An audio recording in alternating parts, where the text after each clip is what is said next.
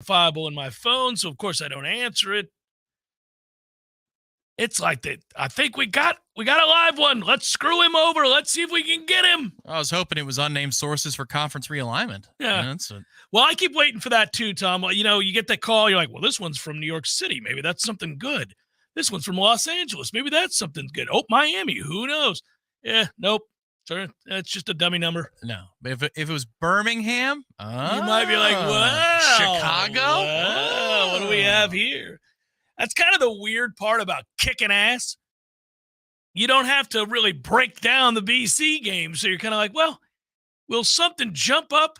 Will something jump in our lap that's relevant to Florida State specifically?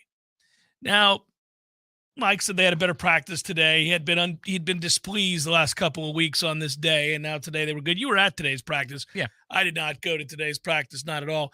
As I said, I was busy with bank matters, Tom. I was overlooking Mike Martin Field, Dick Hauser Stadium for the first half of practice because there were a lot of ins, outs, what have yous. Yes. In terms of phone calls. Mm-hmm. A lot of them. And when I got back to the top step, it was, I'd say, the last 15 periods, 24-period practice. So, give or take. My impression, I was here for this version of practice last week, short week. They have a lot more energy than they did this time last week. And you could see that. That was the thing I would say. I don't know if I said it on the pregame show or not. They're tired. That's an emotional game that they were coming off of against LSU, short week. You're beat up physically. The adrenaline crash is a real thing, and you got to power through. You got to fight through. I think that's why the coaching staff is pushing them so much harder to try and press past some of those things mentally and physically.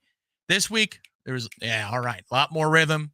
Ball didn't hit the ground very much for anybody. It was a crisp-looking day from what I saw. Remember what I said last week that Mike was challenging them to reach a certain level again, and I said, well, they don't have to. And I meant it. I meant emotionally they didn't have to. Attention to detail and being buttoned up is different than the emotional peaks and valleys that we're speaking of. There was no way to get to that level that they had just been at against LSU. Not possible. It's not the same game, not the same team, not the same film. And you had an entire offseason to prepare for the LSU game, and it was talked about the entire offseason nationally. The game against Southern Miss, a little less so on a short week, made sense. That they would have a bit of a letdown in terms of focus during the week leading up to the game. The thing is, they're so good that they won 66-13. And it's as I said on Monday when we came in, you feel a little silly kind of nitpicking the details of a 66-13 win. But I think the difference between, the rabid fandom and appreciation of not sucking anymore and all of that, but also talking about how much better they can get, I think that's another part of it. That's context we need to lend to our audience as talk show hosts who go to these practices and watch these games and analyze these things. I think the real good news is that they can get better. And it's not that I'm not going to enjoy each of these wins, just like I enjoyed the 10-win season last year. It's just that I want them to play their best game because I want to see what it is. I want to see what it looks like because I think their best game is up there with the best game anybody can play in the country. It's scary what the definition of that is. We haven't seen it. It took 5 games. We had a listener write in via Twitter back a few years ago. It took 5 games to clear 110 points for the season. It took 2 this year. Took 2. Yeah. And that's with them not starting well in either of the 2 games, I think, at least. Well, and I just also think, I don't think that's arguable. It's not. If you're watching the games the right way, it's not arguable. The thing is, and here's why I give fans who are a little bit more critical credit here. The last time we had a team that was this talented relative to the opposition was 2014, and that group knew that they didn't need to care. And what happened? Yeah. There were, habits that were built that put them in a position. The hole was never too deep until it got to the Rose Bowl, and then it was way too deep to dig out of. And then there was an implosion, I think, within the course of that game beyond the turnovers. And that's what you're guarding against. But if you're going to take that on the negative side, then look to the other one, which is the year prior, 2013. That's a team who didn't have to care as much for a game against Nevada or Boston College or Maryland. Well, let me inject this here because your point's being made, and I think but there are similarities here in that 2013 team hadn't won anything yet. The 2014 team had. Yeah. This team has not won anything yet. So I don't think we're going to have to worry about a loss of game day focus. Like emotional energy is moving up and down. That's going to happen over this dirty secret is that happens every season to every team. That some games mean more. I mean, Mike acknowledges that rivalry games mean more.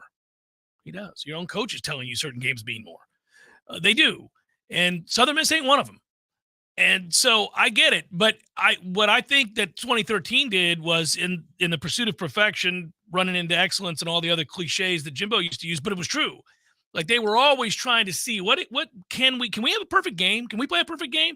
The answer is no, nobody can. There's always going to be a mistake. You're going to have a false start. Somebody's going to misstep somewhere along the way. There's going to be an interference call, whatever it might be. But if that is your goal to find out how close to perfection you can get to, you will steamroll excellence along the way and your opponent. When you're talented, that's not true when you're not. But this team is, and it's a newfound level of talent that really kind of circumnavigated steps along the way. And it's kind of crazy because in this era, and only in this era, is that possible? It never existed. You could be bad and you could be a good team and have a below average season, but you couldn't be a bad team and suddenly be great. It wasn't going to happen. But you kind of can now. I mean, a better example in a weird way is the god-awful Colorado team from a year ago that won one game and was in the midst of really, when we talk about a team that had just a program that had fallen off a cliff in a way that is unimaginable. Well, I don't even care if we think Colorado's actually good, because I don't. But we can all agree they're worlds better this year than they were last and the year before and the year before and the year. I mean, worlds better. And they're about to be 3-0. Yeah, Colorado State sucks, so they will be 3-0, and then they're going to get stomped by both Oregon and USC. But the point would be they are worlds better. If you look at what they do in Vegas, where they upgrade teams against the line, Colorado in 1 week went like 26 points up against the line, then 16 the next. Like they're the fastest rising team in the history of gambling of Vegas, right? How could they not be, right? They are competent, clearly. And so he deserves credit for that. That's all the criticisms I've ever had of Dion. We both agreed it was a good hire for Colorado because they were irrelevant. Oh, totally. They were completely irrelevant. So you wanted that sort of an influx. Now, here's the thing, though. That is also only possible in this era. Florida State could go from 5-7 to 10-3 to maybe being the best team in the country. Like that now is a possibility for programs. In a weird way, it does infuse life and hope in a similar vein to the NFL. You know, the NFL is the most popular sports product in America, and it's not close. And two things happen to make that possible: salary cap, and secondly, that because of the salary cap, where all teams are built to be 8-8, and the difference is how well do you draft, how well do you run a program, how well do you find a quarterback, those kinds of things, right? And do you avoid injuries? But if you come off a abysmal season, that fan base that had said season still believes the next year that it's possible to make the playoffs because it's been proven. You can. It's a free agent signing here. It's a hit on your first round pick there. It's a guy improving by leaps and bounds over year 1 to year 2 at the quarterback position. It's whatever it might be, right? It can happen. Now college has it. Now we see this with Florida State. So what's weird is reconciling that and constantly having this conversation about, okay, well, gosh, now I accept that they're national championship good, possibly national championship good. What's fair for me to do as a fan? Am I required to sit back and just be happy we're winning? No, that ain't me. Can I enjoy it? I can, but I can also expect to see an offense executed the way that Mike and crew want it to be or intended to be, because he's got the players to do it now. And so you can hold, and by the way, Jordan Travis is a great example, Tom. Jordan went from a kid who I wasn't sure could really play at an elite level. He was always an elite athlete. I wanted to see if he could play quarterback at an elite level. So then last year, that became possible because he took this massive leap forward. And that's good on him and good on this staff. Well, now it's fair because of that. We've seen him be great. That's the standard. That's where he's at. And when he doesn't play great, you can say he had a good game, but it wasn't great. There's nothing wrong with that. Yeah, this is a team that's closer. If you're doing the scale of 2014, we'll get by because we're just better than you, to 2013, we will eat your soul by the end of the first quarter. They're closer to 13 than they are 14. Well, yeah, they're eminently likable, yes. Because they care more, they're detail sound, but you also have to look at so far. First half against LSU was not a success. You got out of there down 3. You were lucky to a degree. Yeah. And then you kicked ass in the second half. Then you became kind of what we saw in camp, which was the potential of what they are. And then last week I don't think there was a lack of commitment. It was just they did get by because they were bigger and faster and stronger. I don't think that much of what they did, especially on a couple of fourth down plays that were key, had anything to do with scheme. It had to do with Jordan's really fast. You can't get him on the ground. I'm better athlete. He's going to buy 25 seconds. He's going to do what Deuce Spann did on the double pass the week before, which just run around for a minute. Yeah. And then something's going to open up, and we're all good. So now that they've had a full week of rest, let's assume that the game is going to kick off in somewhat reasonable conditions at the scheduled time. Mike Norvell, for the record today after practice, says he hadn't heard anything towards, time changes or venue changes. That's what he said after practice today. No news, hadn't heard a thing. So let's assume that it's going to be reasonably close to normal weather. Yeah, it might be gusty, but it's not crazy. I look forward to seeing what this week of practice, which I think today was sharper, means for what they look like in the first half. I just don't want this to become a storyline, and the sooner you could put that to bed by coming out clean and crisp, the better for everybody involved. Well, the real time to come out and be crisp and be great will be the following week against Clemson. Of course. It'll be the game against Clemson. You just don't want anything to creep in your brain. I mean, you see it on a singular level with a certain receiver wearing number 14 where, something gets in there. It's tough to rattle that out. Now, he was great at practice yesterday, reportedly, and then today I watched him make 2 unbelievable catches. Well, he always makes the unbelievable catch. Yeah, it's fun to have the levels of analyzing an offense or a defense or a team or a program or whatever it is you're doing. It's kind of fun when you're doing it against the backdrop of a lot of wins and dominating wins and an understanding, a known that they're good. They're really good. It's just evaluating how good. The level of great that you can reach is what we're talking about. That's so cool. Look, man, yeah, you don't have to get 100 on the test, but you don't need a B+. This is a chance for a good, solid A.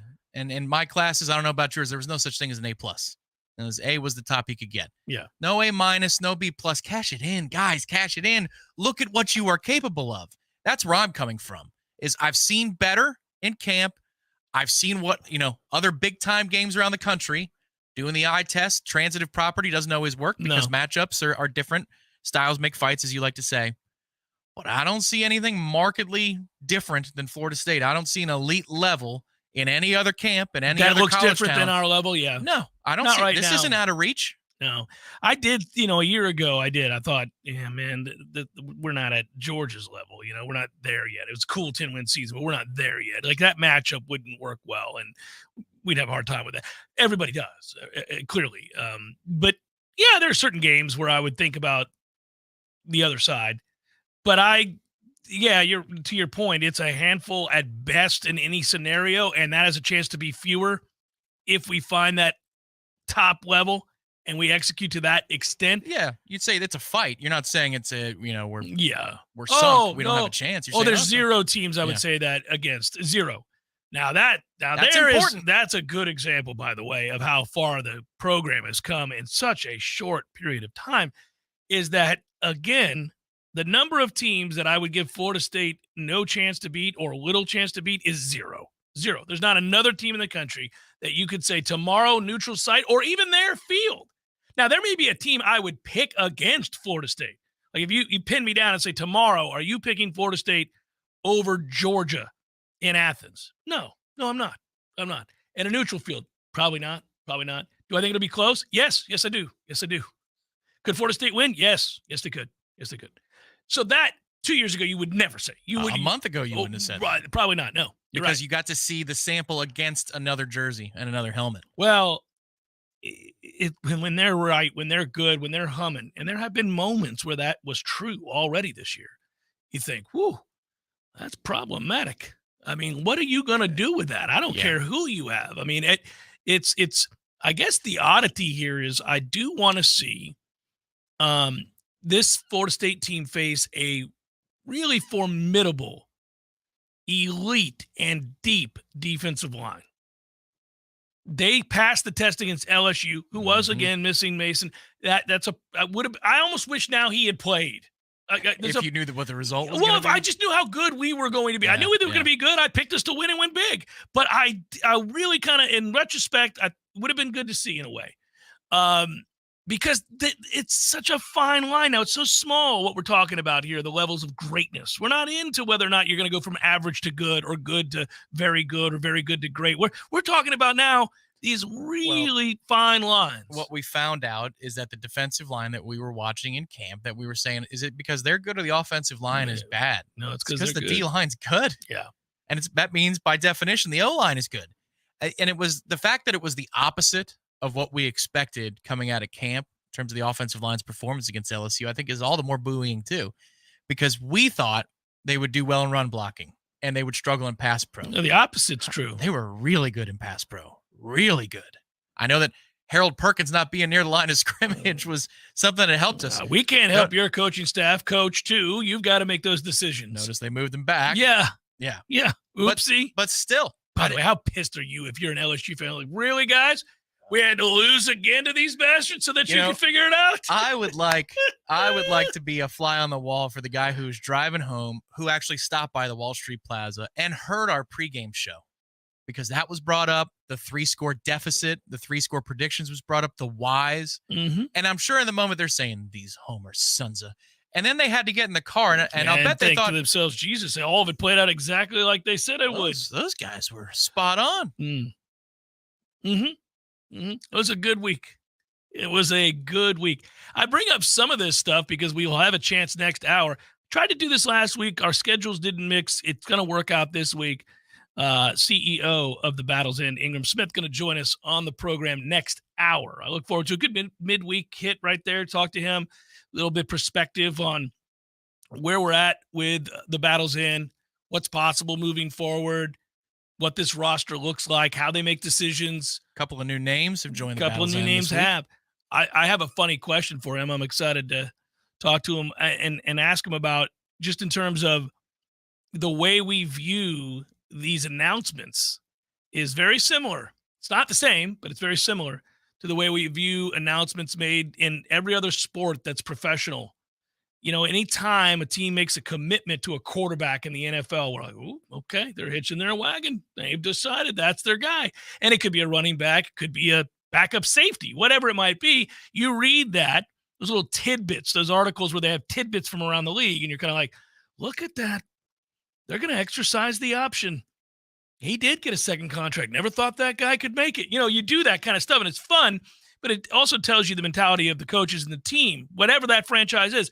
Now, when we watch Florida State, to bring it back home, guy signs a deal with the Battle's End, and you see the little announcement pop up with Twitter. You're like, oh, all right. How about that? Feel like the long-term prognosis for that young man is good. Fair or not, that's what we do. Yes, I personally feel that means the guys who are watching the film say, we need to keep this dude. Yes. It's not that somebody in a suite who Correct. represents a collective says, we need to keep this dude. No. It's the guys who watch the film say it. Of course. They're not going to – the Battle's End – well, I'm not going to – I believe there are some collectives in this country that might be run by the suite rather than the coach's office. Well, those would be poorly run, because you don't want some rich guy named Ruiz who doesn't know a thing about football decide that I'm going to give somebody a bunch of money. That's like a recipe for disaster. Could be. Jeff Cameron Show, 93.3 Real Talk Radio, Warchant TV. Hello, Leon County. Let's get ready to win with Ken. Hey, guys, our next partner is AG1, the daily foundational nutritional supplement that supports whole body health. I drink it quite literally every single day. I began using AG1 because, I'll be honest with you, I don't like to take a bunch of pills and vitamins, and I just wanted something that tastes great, was quick, and easy to remember, so I do it. I do it every morning when I wake up. I certainly have it right after my coffee and before I work out. And I will tell you this, too. It is a simple, effective investment for your health. You can try AG1 and get 5 free AG1 travel packs and a free 1-year supply of vitamin D with your first purchase. Go to drinkag1.com/JCS. Again, that's all you got to do is go to drinkag1.com/JCS. That's drinkag1.com/JCS. Check it out. It's delicious. It's quick. It's easy. It's proven. Vitamins, probiotics, whole food source nutrients. Start your day with it. You'll feel better. I promise. FoodiesTakeout.com, The Hawthorne Bistro, Jerry's Love on a Plate, Coach's Pizza, Munchie's Pizza, Red Eye Coffee, Lofty Pursuits, OG Subs, Dave's Pizza Garage, Sakura Sushi, and many more. Find a complete list of locally owned restaurants offering takeout and delivery at FoodiesTakeout.com. That's FoodiesTakeout.com. Don't just shop local, order local. I'm Franklin, and I've been a Paul's Termite technician for well over 10 years. Working for a great company like Paul's Termite and Pest Control is a blessing for my family and myself. I get tremendous satisfaction knowing that the work I do helps protect most people's biggest investment, their homes, the place where they raise their families and build lifelong relationships. Paul's is a company that stands behind their commitments to customers and employees, and that makes me proud to represent them. I'm Jay. Having the privilege to work with people like Franklin and all of our employees is truly an honor. There is no doubt that the staff of Paul's Termite and Pest Control is the best in our industry. All of our people are local, and local really does mean something. We're North Floridians. Our kids go to school here. We shop here. We build relationships here, and we honor our commitments. To all of our customers, thanks for trusting us to protect your family, pets, and home. For the elimination of termites, any other pests, and a greener lawn too, call Paul's. We'll get them all. Services, Compass to call away. 222-7722. AC and electric is what we do. Service, repairs, and installation too. 222-7722. Parker Services, Compass to call away. Parker Services, Compass to call away. Hurricane season is here, and now is the time to make a move to keep your home comfortable, even if the power gets knocked out, with a home backup generator. Parker Services is proud to announce that they now sell and install whole home generators, and with financing options, they can be surprisingly affordable. Never worry about the loss of power again. Invest in your family's peace of mind with a home generator from Parker Services. Give them a call today for a free quote. Parker Services, Compass to call away. CMC 050334. We all want more energy, more strength, more results. Well, welcome to Orange Theory Fitness as you take a step towards feeling more alive today. Backed by science, Orange Theory's heart rate monitored workout is scientifically designed to keep heart rates in a target zone, spiking metabolism and increasing energy. Orange Theory Fitness is a one-of-a-kind group personal training workout, resulting in more energy, visible toning, and extra calorie burn for up to 36 hours. Experience a more vibrant life today with Orange Theory Fitness. To find out more, go to orangetheoryfitness.com. Welcome back to the Jeff Cameron Show, sponsored by Legendary Home Loans, a mortgage experience designed around speed, simplicity, and customer service. Before you buy your next home, contact our friend Shannon Young with Legendary Home Loans. Visit FSUHomeLoans.com. FSUHomeLoans.com.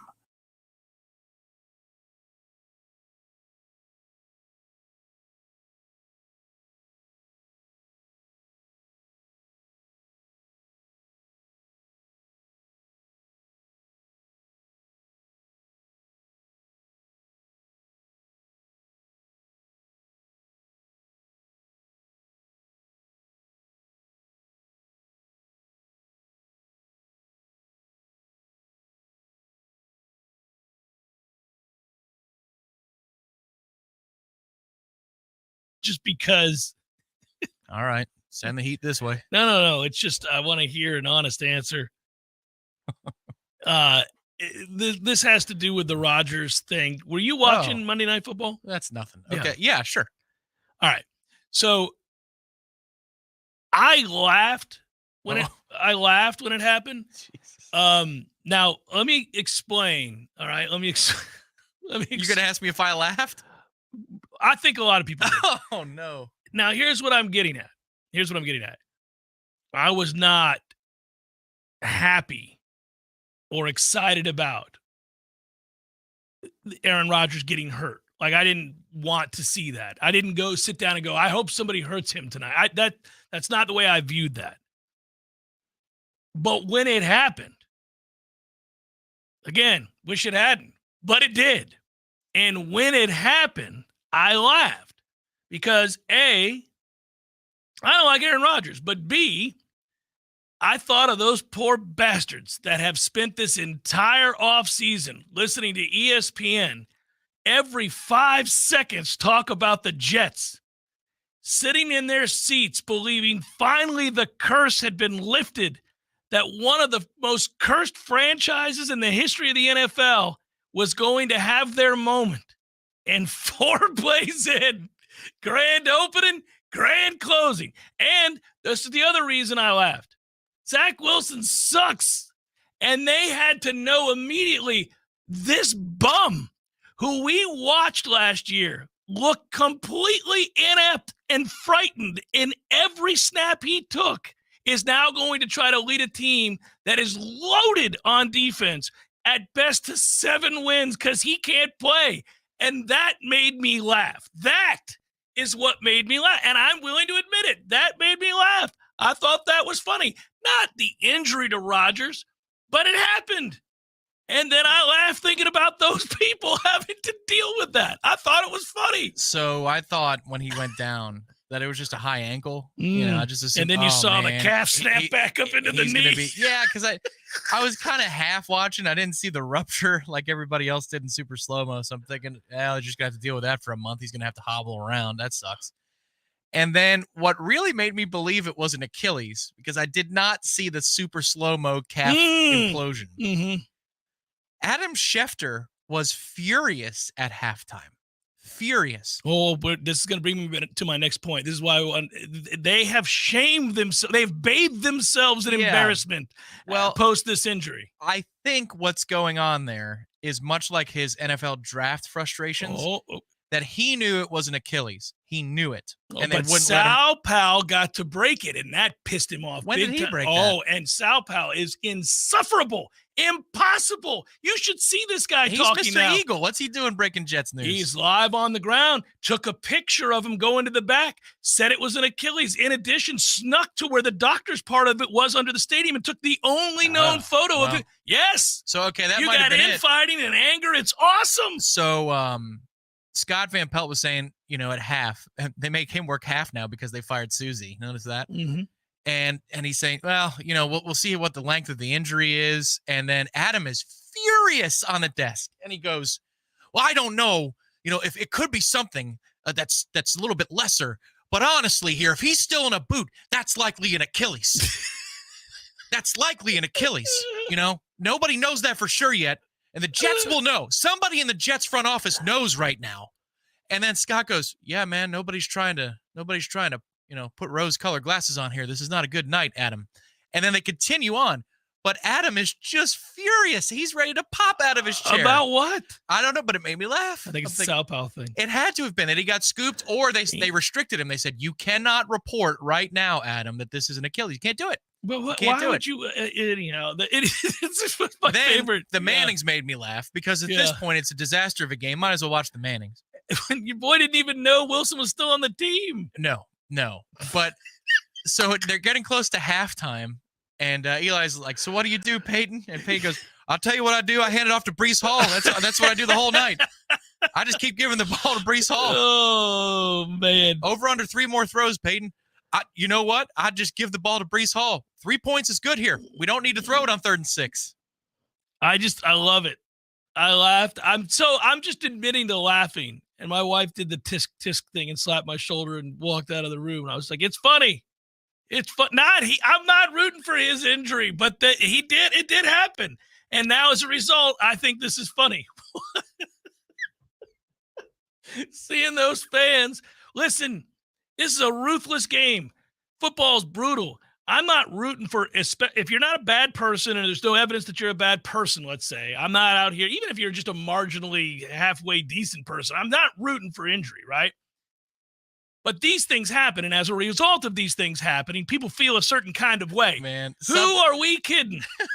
Okay, subtext. You don't believe Aaron Rodgers is a marginally decent person, and you're kind of rooting for his injury. That's what I'm hearing. No, you're not hearing. Well, you're not hearing it right. I was not rooting for his injury, but his injury happened, and I laughed.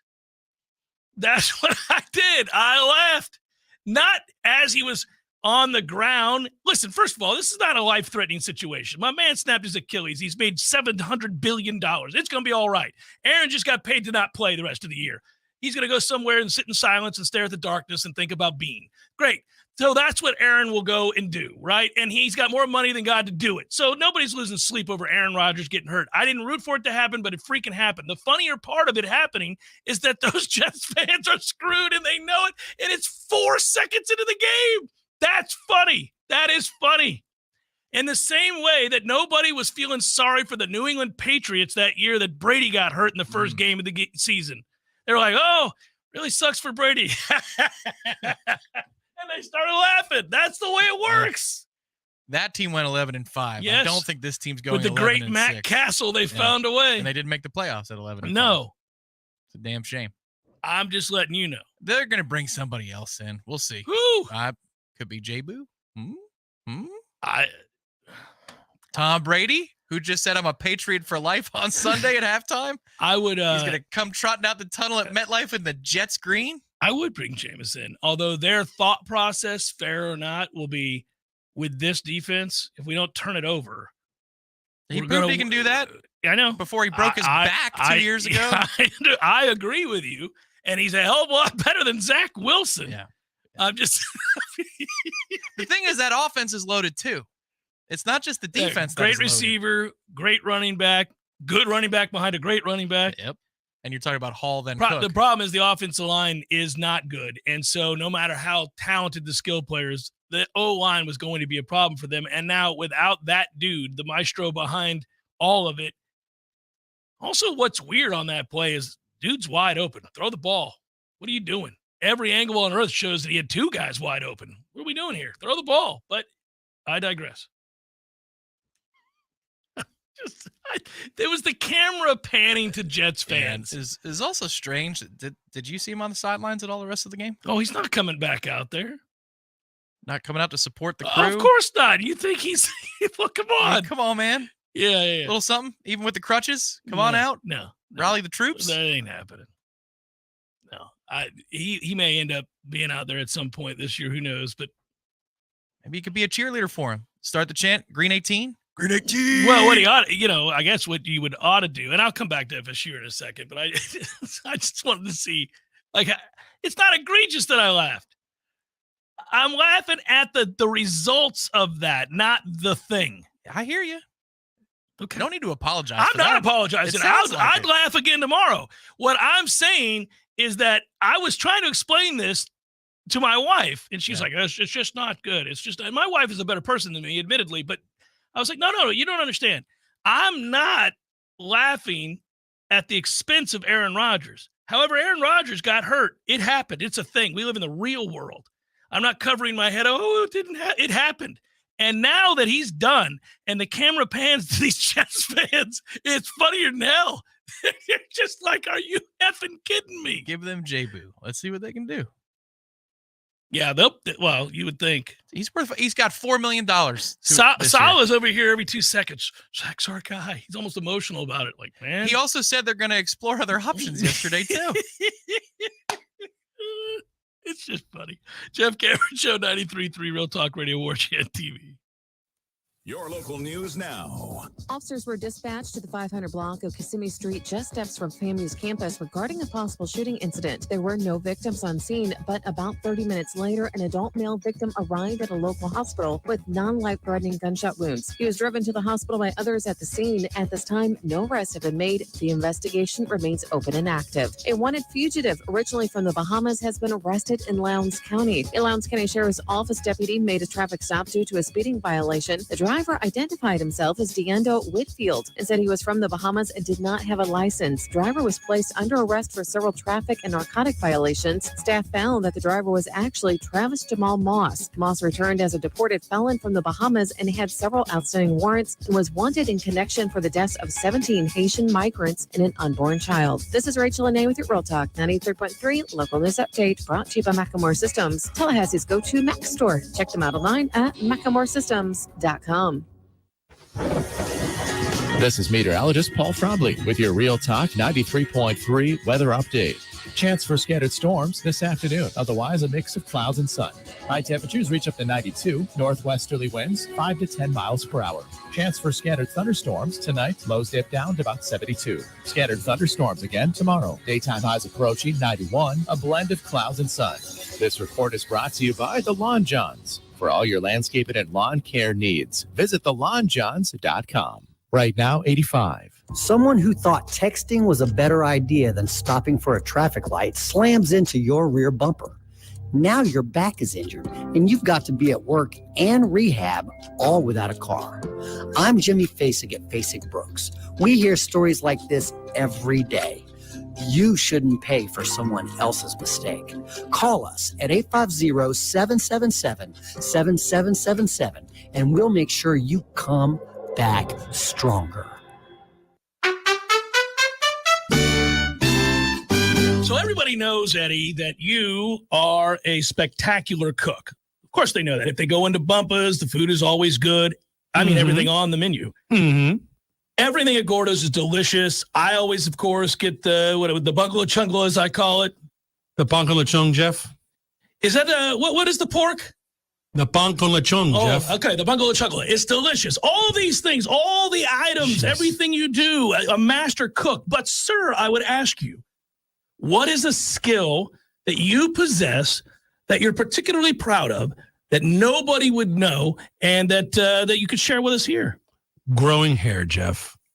Growing hair. You're an asshole. Gordo's, bringing the flavor and flair of Cuban food to Tallahassee since 1996. The Jeff Cameron Show, brought to you by Orange Theory Fitness. 2 Tallahassee locations, Midtown on Thomasville Road, and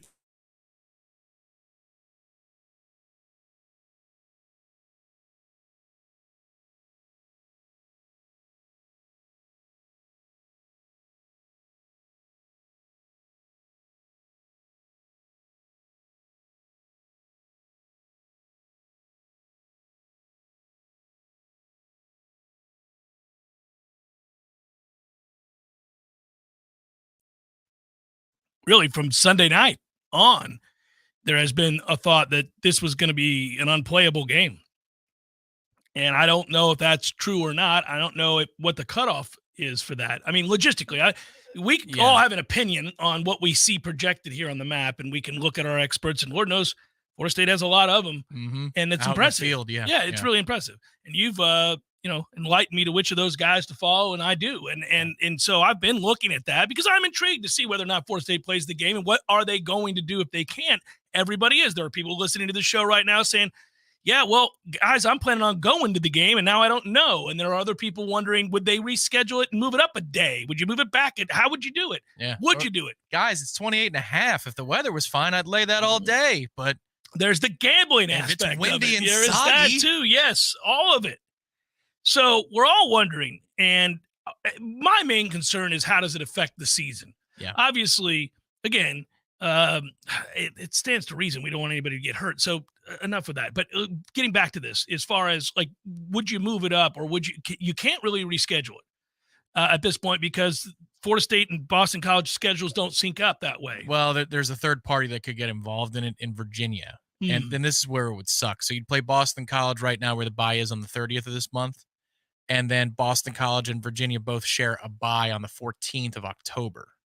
So you got to get a third team involved. They could move their game to the 14th. You play on the 30th. You get a bye this weekend. I do not want that for several reasons, personal and otherwise.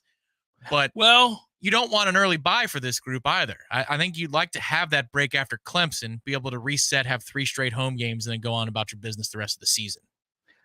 I would agree, but the extra work before Clemson doesn't seem like it would hurt. No, correct. But what's more beneficial at that point? Is it going on the road, figuring out, your process on the road with this new group of guys so they get used to that pattern? I guess you could say you did it with a neutral site game. But then going through some live reps and then preparing for Clemson, or just kind of shutting it down this weekend. The thing of it is, after Clemson, you have Virginia Tech and Syracuse, so you're not. Yeah, it is weird. Either way, I wish they would play the game. I agree with you. Yeah. I hope they get a chance to play the game, but we don't have that answer. And I've been emailed and tweeted at and everything else that's been brought up many times in the chat, and we don't have an answer to that. I don't know when the deadline is. That's the more important question, actually. It doesn't matter what I think or you think or any of that. What do we know? Do we know that they're going to make a decision? Because the team has to fly up there. Yeah, my guess would be is they could still fly them up there and then just push the game back to Saturday night if they wanted to, if they really believe that 8-10 hours is going to make a difference in terms of warm-ups and field conditions. This is no inside knowledge whatsoever, by the way. So at the end of practice today, Ira asked Coach Norvell 2 different ways about this, and he shot it down both times. Said, I haven't heard anything. Nothing towards a change in time or venue has come across my desk. And in this case, typically it's more on the home team and the conference than it is the road team. We know that. We've seen that with COVID situations in the past and other weather situations. It's usually about what the home team is going to say and then the conference in no particular order. But, yeah, I mean, I would have thought one of the viable options would have been to play this one Friday. Well, but I think it's too late now to do that. Why? Because it's Wednesday at 2 o'clock. You could still play it Friday. I mean, it may screw fans in terms of people's travels arrangements, but I don't care about the fans. You're going to play the game or not? If you're going to play the game and the only way you can play the game is to move it up and play it Friday at noon, play Friday at noon. Get the game in. The game's what's important. I agree, but, I mean, have the foresight to do that on Tuesday. If you're going to make that call, that's just it's like I feel like trying to steer a speedboat versus a luxury liner. I understand what you're saying, but I think it's enough time. I mean, listen, it's not that bad a flight. You get there tomorrow afternoon. If you fly the guys up there, they go through a walkthrough, they get proper rest, you play the game Friday. Cannot stress enough, because this will appear on the tribal council saying the guys are saying it's moved. No, we have not said anything of the sort. No idea whatsoever. But it is all that's on anybody's mind right now with Florida State football. Look, this is a healthy team getting ready to play a game they're heavily favored in. All that really matters at this point is, are you going to be able to play it? Because if you do, you're going to go to 3-0. They're going to go 3-0. Now, again, I'm not trying to be callous. I understand that there are people that are affected by storms. Lord knows we know that, and I'm not trying to ignore that risk. But as it pertains to the football, and that's all we can talk about right now, I'm not a weatherman. I can look at weather.com or weatherchannel.com just like anybody else. All I'm saying is I'm curious when the deadline is as to whether or not they make the decision to move it forward, cancel it altogether, move it back like you suggested. I mean, I want to know when that is. I think that's important news to get out there to people. Yeah, my guess is it's willy-nilly. I doubt. I mean, really. I hate willy-nilly as a plan. I agree with you. I agree. I think they could do it tomorrow night, 10 p.m. Be like, hey, by the way, kickoff 7 p.m. on Saturday. I could see that happening. That would stink. Well, I'd like to watch primetime college football after we go to 3-0 with a nice hearty win for a noon kick at Boston College. But the thing is, multiple televisions, buddy. Well, at what point because you're looking at the timeline of where the storm is going to be if you're talking about latitude relative to Massachusetts. Mm-hmm. And it literally is Saturday morning into Saturday afternoon. I know. I keep looking at that. And all you hear are the experts talking about the size of this thing for the wind field. And and then also you're looking at the impacts on coastal surge and flooding for Boston to get up to Chestnut. It just seems like a potential nightmare that we could all avoid if we said Friday, 8 p.m. Friday, 8 p.m., ACC Network, let's go. Bring it. Oh, and the ACC Network would celebrate if along the way you had to move a lacrosse contest or a fencing affair or something to coincide. So last night, I was watching the volleyball match on one of the TVs. I was playing some video games with my nephew. But we played Florida. It's number 3 Florida against Florida State at Tully Gym. Oh, in volleyball. I saw our 1-0 win in soccer. Yeah. So in volleyball, it went all 5 sets. Oh. It took like 2 hours, 45 minutes. It's a match right there. Yes, we lost, unfortunately. 16-14 in the 5th. Damn it, man. But it's supposed to go 2 hours. And so there are Notre Dame fans, God love them, who want to watch their men's soccer game. It's supposed to start at 8. the match did not end until about 8:50. Toughie. So they were screwed out of being able to watch their sport. Did you go to their boards to see how angry they were? No, because they're not. I don't care that they vote for the ACC. They're not real ACC. They live in a dump of a town. Go for a walk in your dump of a town. That's how you spend the time. This will make it fun for you, by the way. I will read something to you that makes us all smile as we speak of Florida State and the domination we've seen. Just in the interim, just before we, have to think about other things like schedules and all of that. Bill Conley writes, if Texas needs some notes on how to follow up a big win with an anti-letdown game, maybe they could consult Mike Norvell. His Noles could have been forgiven if they had started slowly Saturday night against Southern Miss. We're coming off a resounding Sunday night statement win over LSU, after all. But they had no interest in giving the Golden Eagles any hope. FSU scored 3 minutes in, put up points in 9 of their first 11 possessions, 66-13.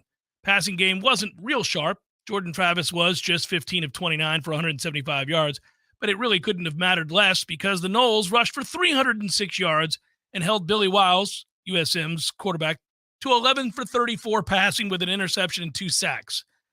I'm not completely sold yet on the Noles run defense, but it's hard not to be convinced by FSU as a whole right now, writes Bill Conley. He's not convinced on our run defense? Just yet. That's fascinating. Yeah, it is a fascinating thing to say, and because he doesn't expound, it's a short top 25 summary. Yeah. I don't know if he means like against Georgia, against Alabama, against teams that seek to do that with an offensive line that can do something about it. I don't know. If that's the case, I'm not sold on Georgia's defense. I'm not sold on Alabama's defense. Right. So, well, you don't have to be sold on Alabama's defense. They got lit up. That's correct. So that will be interesting. We dropped 50 on those dudes. Yeah, it will be. It'll be fascinating. I will also say that I am pretty sold on FSU's run defense. I pretty sold. If you're going to take issue with a part of the defense, it would be mid-level passing defense, right? I would say right now I'm taking no issues on the defense. None. Are there players that I think got to get better or areas where they will improve as the season goes along? Yes. The thing where I am unwaveringly excited and happy, where I don't put the caveat out there about this or efficiency problems or that, is the defense. They have played great. I've got to give them their just due. They really have, outside of the first half against LSU, where they weren't great. They have dominated. And even in the first half against LSU, you have a few real big plays, including the first play of the game, that kind of doom you for a ton of yardage, that gas you for a ton of yardage. But it certainly isn't the traditional run game. Like LSU doesn't line up in the traditional run game and do anything, and neither does obviously Southern Miss. So, okay, I mean, if that's going to be markedly improved, and it does appear that it is. See, that's the reason I'm so unabashedly excited about this defense right now. Okay, so they've played better at linebacker than they did a year ago. They cleaned up a couple of things in coverage, and I also think that Nicholson's going to keep coming on in coverage. He really looks like the real deal. And they're healthy at linebacker. Yep. You can see the difference when they're healthy. You can. But that defensive line's doing some things.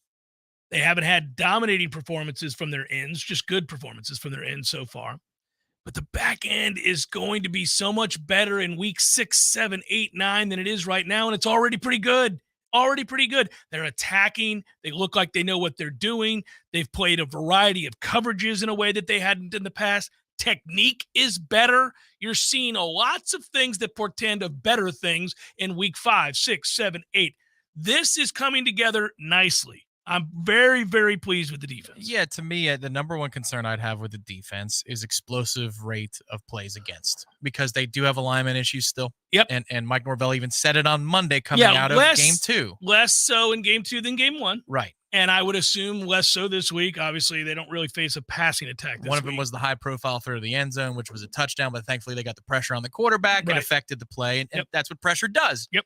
It can erase mistakes. Well, yes, or a design flaw, which means, you bring in too many guys, so there's going to be a hole somewhere. Yeah. You get there quick enough. But explosive plays against would be the category that I'm nervous about. But, yeah, it's not traditional run. That's the place I'd start. And the fun part to me is my whole thing about this defense before the season was Can you get to third and obvious? Can you get there? Because if you can get there, good things are going to happen with this secondary being improved and these pass rushers. And now with this improved run defense, you see an easier path to more frequently 3rd and 8+. My thing was take chances, take risks, and occasionally you're going to get burned, but you're going to create opportunities by trying to create extra possessions via turnover. And so I would have forgiven that big play. I don't care. You brought a lot of pressure, and the kid diagnosed it, and he just didn't get it off in time because of the pressure that you're bringing. That's why you bring the pressure. So I'm all right with it. Take chances. Jump around here and there. Your offense is going to score in bunches, period. Even when they don't play well, they're going to score a lot. They got too many weapons. Take possessions away. Make big plays. Jaron Jones, pick 6. Make big plays. Let's go. Take chances. That's modern football. You're going to give up the big play doing it. I've already conceded that. Occasionally, you're not going to get home. And that guy's going to diagnose this, and that's a touchdown. It is. Off the cap. We'll get you next time. I'm all right with it. I'm willing to forgive it. That's why I'm not solely looking at points per game. That's not the metric I care about for this defense. It'll be points per possession, but there'll be other factors. But I don't really care. I can live with that. That is probably what I'm most excited about, believe it or not. Just because that was the bigger question mark to me. Well, if Clemson continues to play as it is right now on offense, when's the next Miami? Miami's the next test. Miami can do something about it. They can block up front. That's going to be a problem. Jeff Cameron Show 93.3, Real Talk Radio, Warchant TV.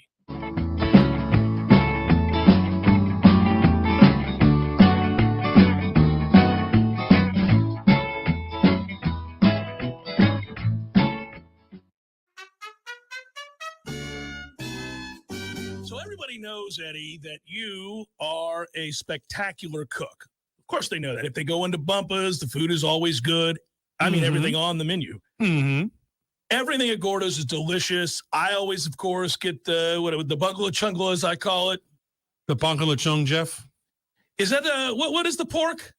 The bungalow chung, Jeff. Okay, the bungalow chungla. It's delicious. All these things, all the items, everything you do, a master cook. But, sir, I would ask you, what is a skill that you possess that you're particularly proud of that nobody would know and that you could share with us here?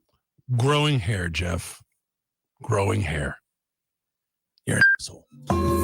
Gordo's, bringing the flavor and flair of Cuban food to Tallahassee since 1996. Your body is a masterpiece designed to heal itself from within. Learn how to maximize your health by tuning in to Phenomenal Health with me, Dr. Ryan Finn. Saturdays at 2:30. Experience true health today and call Finn Chiropractic at 386-7700.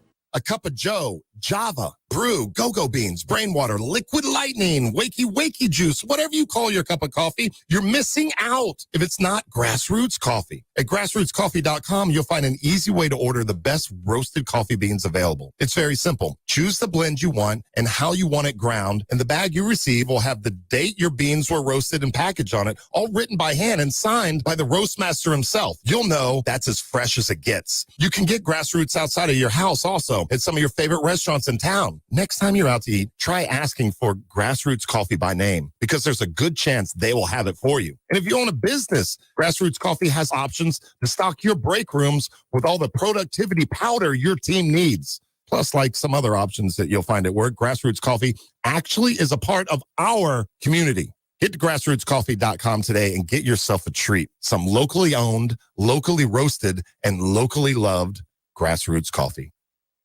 Clean, renewable energy means fresher air, healthier residents, new green jobs, and a stronger, more resilient community. How we get there is up to you. Share your input today to help shape the Tallahassee of tomorrow. Take the Clean Energy Survey at talgov.com.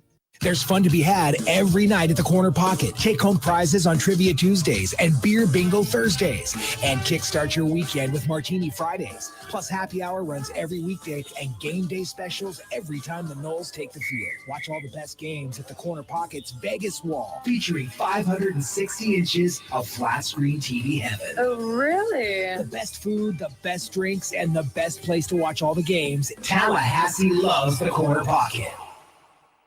Coming up next, more of the Jeff Cameron Show. Live and local on Real Talk 93.3. WVFT, Greta, Tallahassee.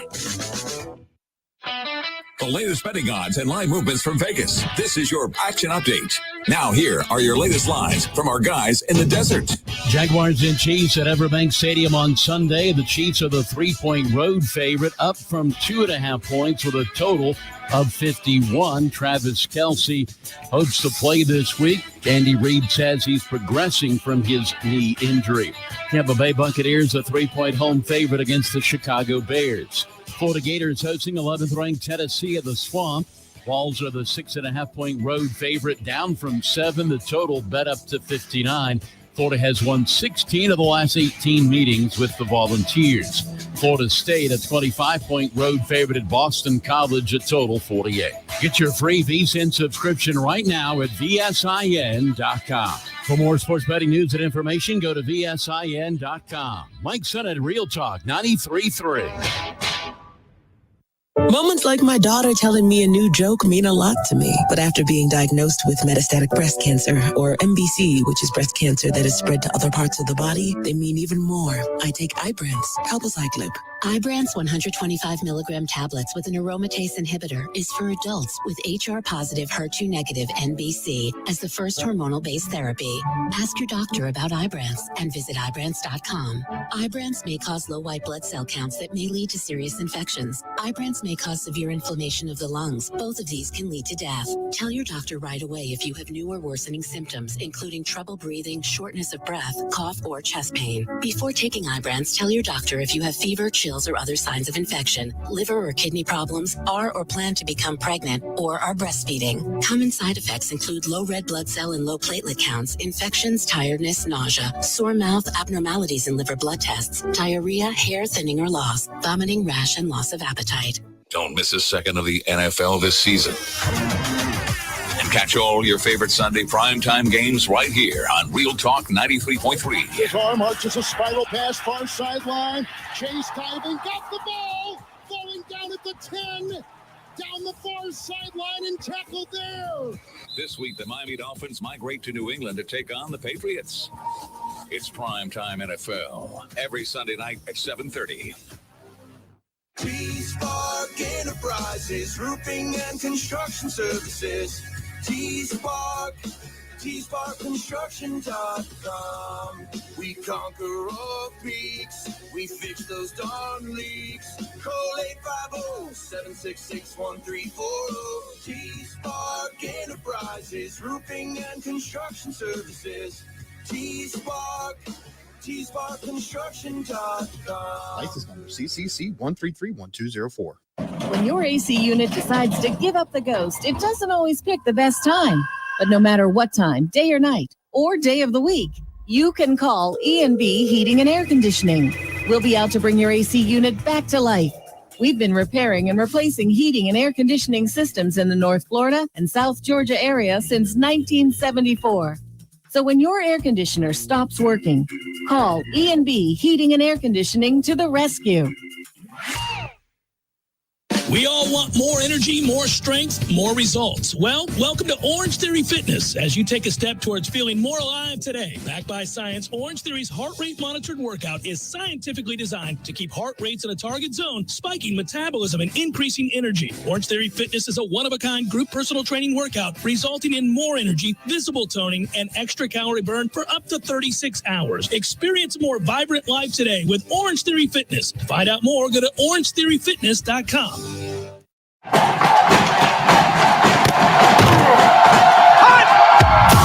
Broadcasting live from Florida's capital city, this is the Jeff Cameron Show, brought to you by Orange Theory Fitness on Real Talk 93.3. Now, stop what you're doing and listen closely. It's time for the Jeff Cameron Show in 5, 4, 3, 2, 1.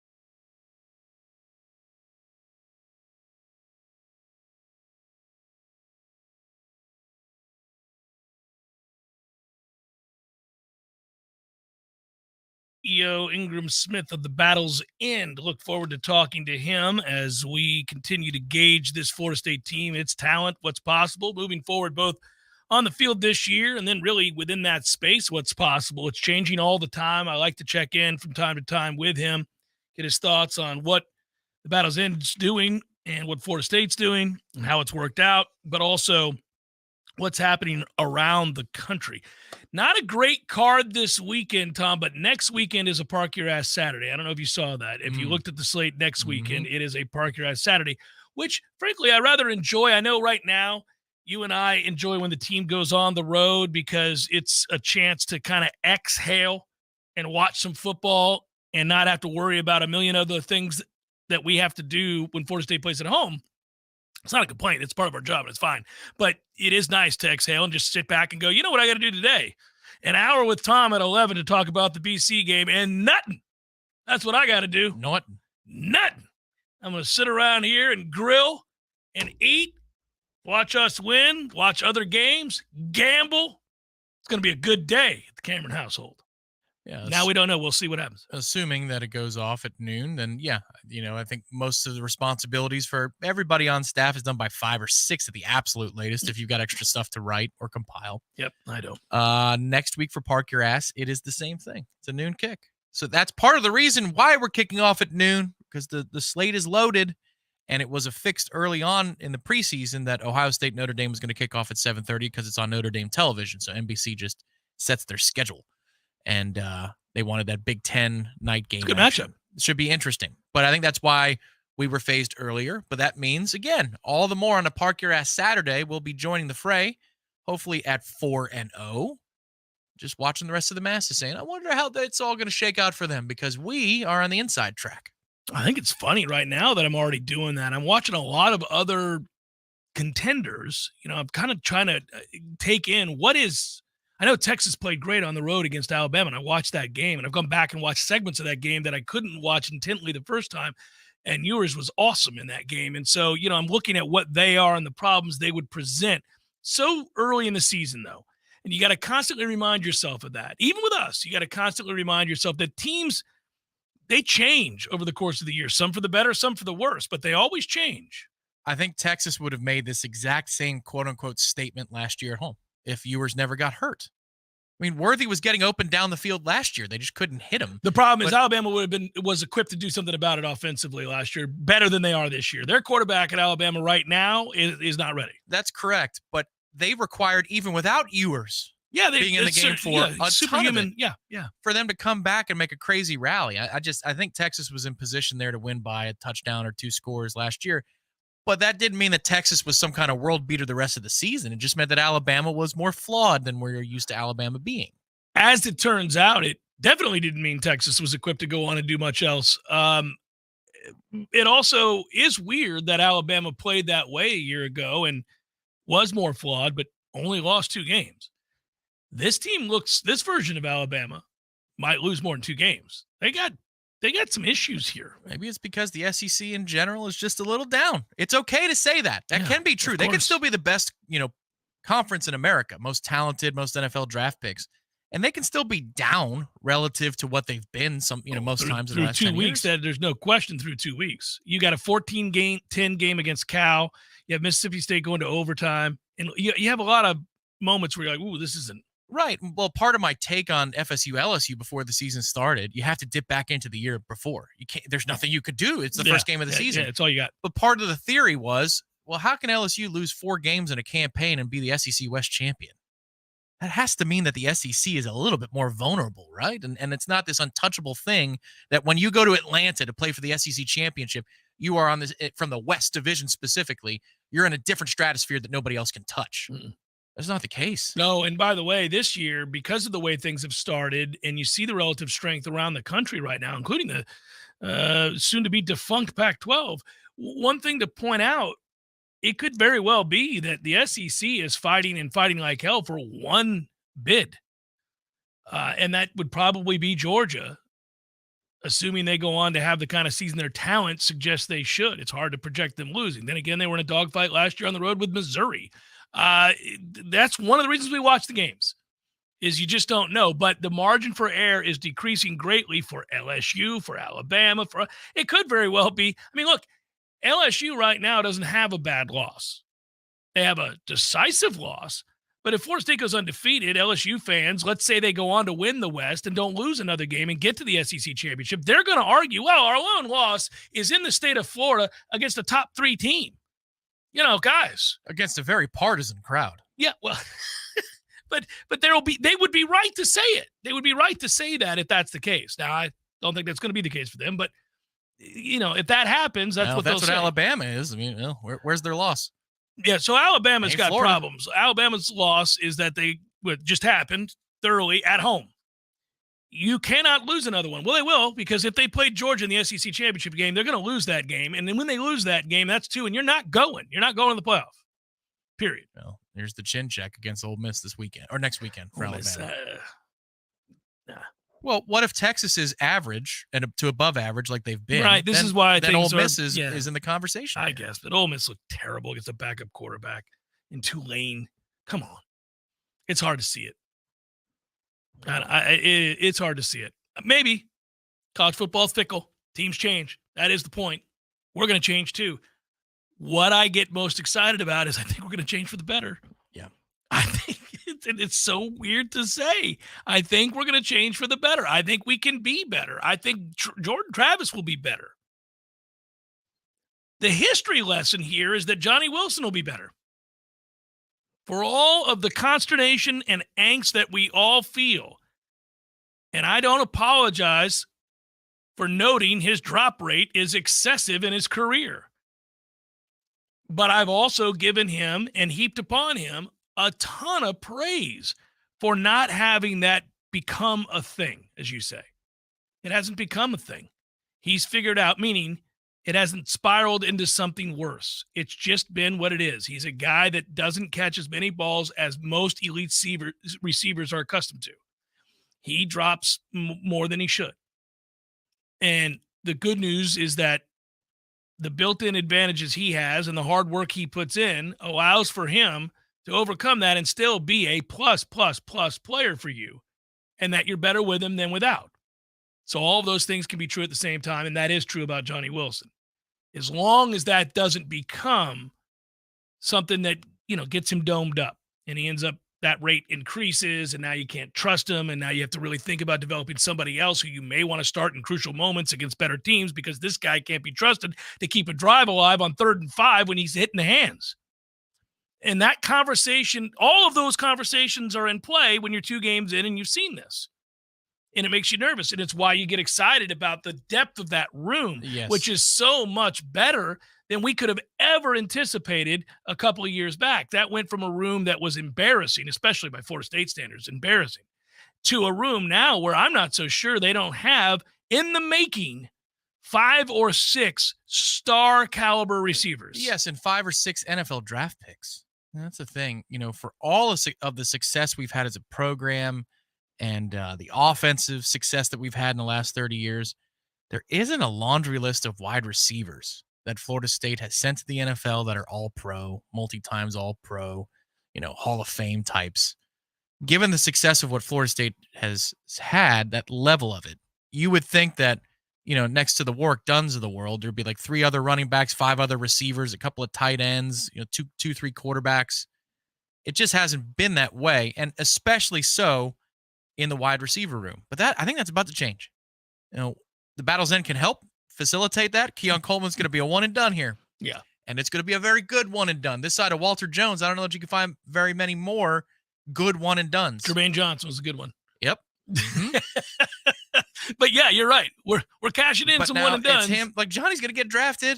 He's a detail sound player. And the question is, if he can right the ship the rest of the season, how high can he go? Well, Hakeem Williams is going to get drafted. That kid has already bought into the details. He's a true freshman. So a couple of years from now. You're just talking about down the line. I'm just saying we have not been a pipeline for receivers to the NFL, even in our heyday. That's true. There was a few. Yeah, but there's it a guy wasn't here a and there. factory. The way that you would envision it being, given that it's Florida State and some of the high-flying offenses that we've had, yes. The way that, for example, Miami was for a period of time in the late 90s, early 2000s, where it was just one after the next. Like, we were as successful, if not more successful, than that program over that period of time. And yet, if you're talking about pro products, they had more at that specific position. You know what we were more like recently? Georgia. These last two Georgia teams that have won have not done so because of an elite receiving core. Right. They have not done so. I mean, but but Alabama Oasis did. George Pickens was the Oasis for them. Right. But Alabama did.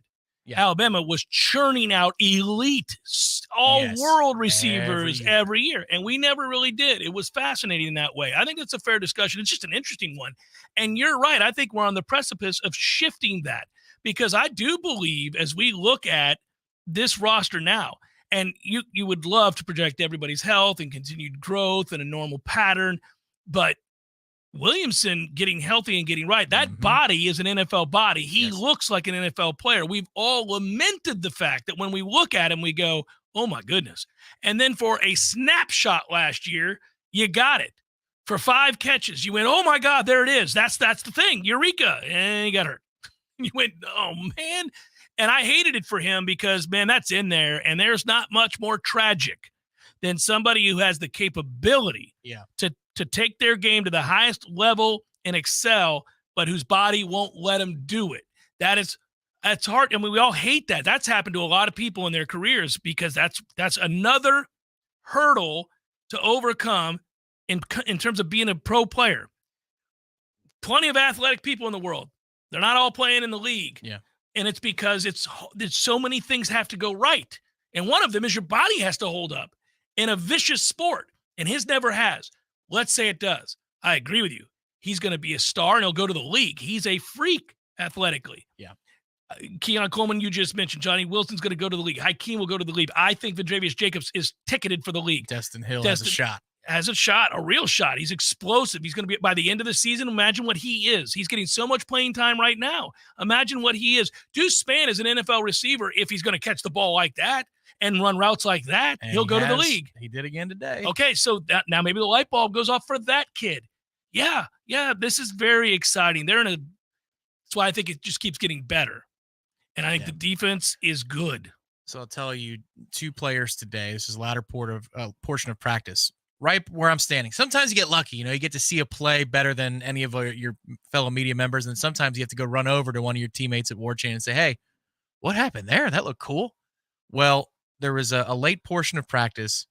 Jaheim's in a one-on-one. I know he's not a wide receiver, but it's a downfield shot. And I don't know if he turns his head or not, if he doesn't hear the ball call from the defensive backs. Because he turns around. He finds and tracks the ball so late in the process, it's almost hitting his chest. But then he swerves, gets one left paw on it, catches it, brings it to the ground. It is a monumental athletic play where you just go, if this was in live speed in a game, that would be the highlight that we run, like Keon Coleman hurdling a dude. It was unbelievable. Then about 5 plays later, it's Darion's turn. And it's an adjustment that he's got to make where it's on the incorrect shoulder. So he's got to make a quick athletic move and then 2-hand and grab it as it's on its way down to the ground. And he does. And Norvell comes sprinting over, just loving what he saw, saying that is an unbelievable adjustment on the ball. Taps him on the pads, and they go back. But it's just Darion Williamson and Jaheim Bell, when you're talking about highlight reel catches, are probably 3rd, 4th, or 5th in the order of guys that you would be list as candidates for highlight reel catches. That's how loaded this group is in the passing game. Noting how loaded they are in the passing game, it serves to remind everybody, all of us, that there are going to be stretches where a really good player does not have an impact statistically on the game. So I saw somebody in the chat say it'd be nice to get Bell going. Well, he had 2 touchdowns in game 1 against LSU. Yeah. So he didn't do anything in game 2. First third of the game, he's wide open for a catch and run, but Jordan decides to challenge down the field. That's right. He's also missed on a throw where he's wide open and he's overthrown. Up the seam. So there are 2 opportunities, and Bell doesn't do anything wrong. In fact, he does everything right, and for whatever reason, the ball doesn't go to him. Okay, that's all part of it. But because there are so many options, there are going to be games where guys who are very good players do not impact the game statistically. Now, that doesn't mean they won't impact the game. Hakeem Williams is a perfect example. The guy had one catch in this game, and yet he impacted the game. And he has twice, but he's really impacting the game in the after-catch moments because of his blocking downfield and the stuff that he's willing to do now in the hopes that that leads to further reward, because everybody who plays the position eventually wants the ball. I was laughing at my son last night. Didn't take long for him to become slight diva. I loved it. He had one catch last night, and it was a short catch, and he never complains. He's awesome that way. He doesn't say a word to a coach other than asking him what he should do and those kinds of things, and he's a very encouraging teammate. He's awesome in that way. But he gets in the car with his dad. He's like, I wish they'd throw me the damn ball. I'm open. Like, there it is.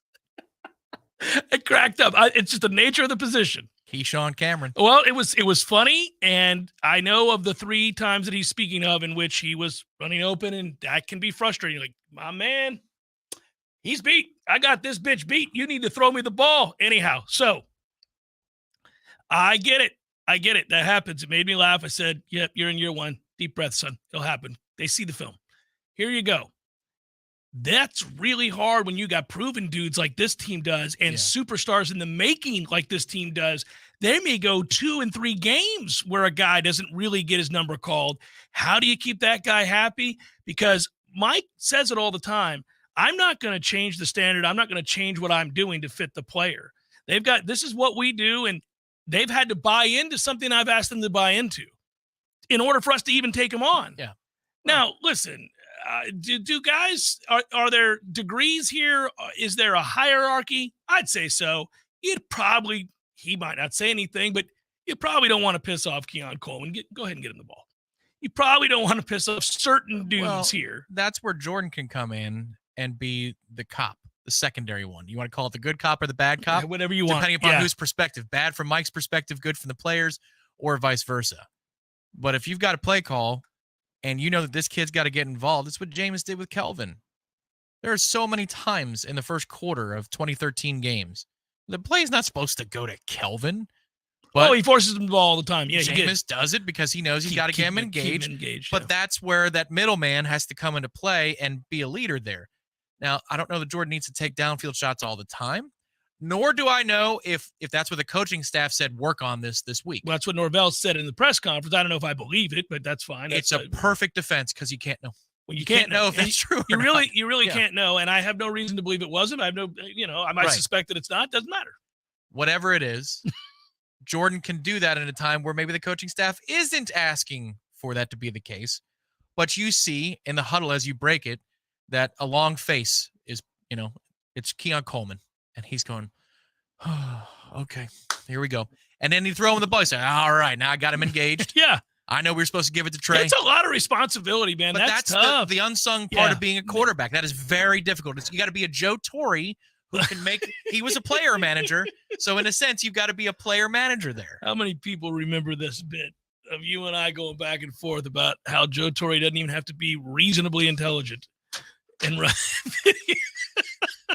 I'll tell you what, though. With that team, Joe Torre would have been an excellent regional manager for our friends perhaps at Zaxby's, because there's so much excellence everywhere that if one day the sales at location 52 are a little higher than location 61, he can say, look, man, that's just there was a detour on Cap Circle. That's why they got more business. You're doing just as excellent as they are. The good news, there are 94 locations in Tallahassee. So 51, 62, 74, whatever. You're going to be all right. We've got plenty of locations here in Tallahassee. 90, what did I say, 94? I think that's right. It might be 95 by this afternoon. Could be. They're always building around me. There's a Zaxby's, and next to it's a Zaxby's in progress. It's a good thing. I just like to know that when that one's filled, I go over to this other one and get the split top bun with the thick cut pickles and the big chicken breast. Let's go. Delicious. And then I do it knowing that Zaxby's, proud Golden Chief boosters for over 18 years. The noon kicks are the time to go get the platter. The platter. Too. Get that big platter, yes. You set it on your whatever. You got a bar, coffee table, a dining room table at 11:15. You go get it, you set it down 11:15, you just pick on it all day. That's how it's done. All right. You got me thinking about Zaxby's. We will segue nicely here. It's good advertising. It is. I had a chance to sit down this morning with Ingram Smith. He's the CEO of the Battle's End. You'll hear that, see that, both, if you'd like, next on the Jeff Cameron Show, 93.3 Real Talk Radio, Warchant TV.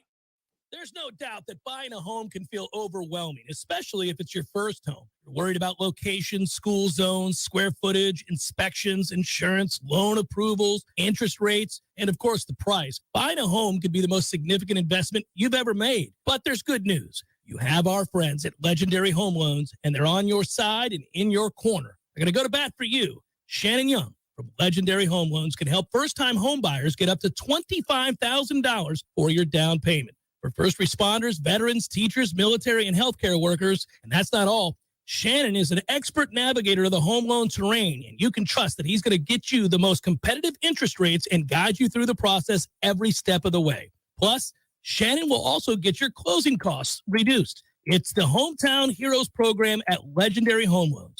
Give them a call today, 844-FSU-LOAN. That's 844-FSU-LOAN. Or go to FSUHomeLoans.com and ask for Shannon Young. NMLS number 2270146. Widden Glass has been taking care of business since 1945. When you call Widden Glass, you're dealing with experienced, reliable professionals who offer only the best. Like Widden's top-of-the-line bath enclosures that provide style and luxury at an affordable price. Eye-catching storefronts are a specialty at Widden Glass. We'll help you design it and install it. Widden Glass, the first name in glass replacement. Call 222-5781. Zaxby's new chicken bacon. Ranch chicken ranch. Ranch bacon. Chicken bacon ranch bacon. Loaded fries. Sorry, Cheese. You're important too. Woo, saucy. Zaxby's. Siri, tell me a joke. The past, present, and future walk into a bar. It was tense. All jokes aside, the trained professionals at Mac & More Systems are serious about Apple products. For all your Mac repairs, call Mac & More Systems at 894-3622. 894-3622. Now go call Seminole Glass. They'll get on the road and get it done fast. They handle any kind of broken glass, and you know who they are. You do know who we are. Your local family-owned glass company, proudly serving the Big Bend for over 16 years. When you have auto glass damage, don't be steered by your insurance company. Let us help you with that. Better call Seminole.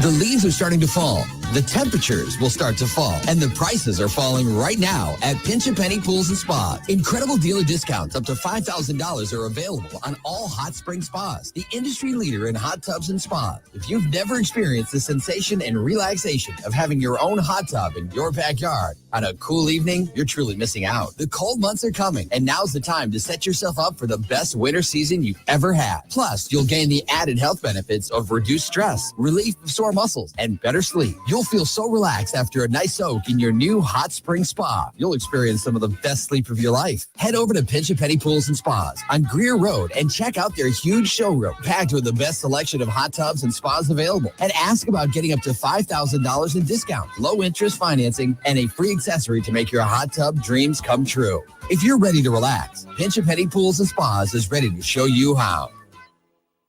We all want more energy, more strength, more results. Well, welcome to Orange Theory Fitness as you take a step towards feeling more alive today. Backed by science, Orange Theory's heart rate monitored workout is scientifically designed to keep heart rates in a target zone, spiking metabolism and increasing energy. Orange Theory Fitness is a one-of-a-kind group personal training workout resulting in more energy, visible toning, and extra calorie burn for up to 36 hours. Experience a more vibrant life today with Orange Theory Fitness. To find out more, go to orangetheoryfitness.com. Welcome back to the Jeff Cameron Show, sponsored by Legendary Home Loans, a mortgage experience designed around speed, simplicity, and customer service. Before you buy your next home, contact our friend Shannon Young with Legendary Home Loans. Visit FSUHomeLoans.com. FSUHomeLoans.com. Looky there. We tried to get this done last week, but we'll get it done this week. That's my man, CEO of the Battle's End, Ingram Smith, and he joins us now on the Jeff Cameron Show. How are you, Ingram? I'm great, Jeff. How you doing? Great to be able to catch up with you, and appreciate your flexibility of scheduling, sir. So Yeah, good, buddy. Listen, we're good to all get a busy chance to right now. talk. That's all right. You're busy right now celebrating, like the rest of us, a Florida State team that seems to have the pieces it needs to compete at the highest levels. And it's to the point where we have to complain about stuff kind of, on the margins. It's, by the way, I don't, it's a fine line. It's like, I think as a fan, that, and we're both fans, you and I, we just happen to have other roles. And I think what's interesting is, like, as a fan, I get the idea that you should just revel in these ass kickings we're delivering right now, right? Just revel in these wins. But then I think, like, for me anyhow, to provide other context is proper as well, to kind of say, look, they can be better. And I think it's a compliment to how good they are to say they can be better. Would you agree with that? Yeah, I do. I agree with a lot of that, and I think almost Jordan Travis is a perfect representation of that. Jordan Travis has been very good. Jordan Travis has played at a level that just about every team in the country would jump at. But you and I have seen Jordan Travis have some practices where the ball doesn't hit the ground. I mean, Jordan Travis has grown so much as a player that you almost want it for him, just to show. And ultimately, with a guy like Jordan, you have confidence that super high elite level that we've seen from him is going to be seen. But yeah, I mean, hey, look, you beat a team in week one that for many people was kind of a dark horse candidate for national championship, and you beat them rather handily.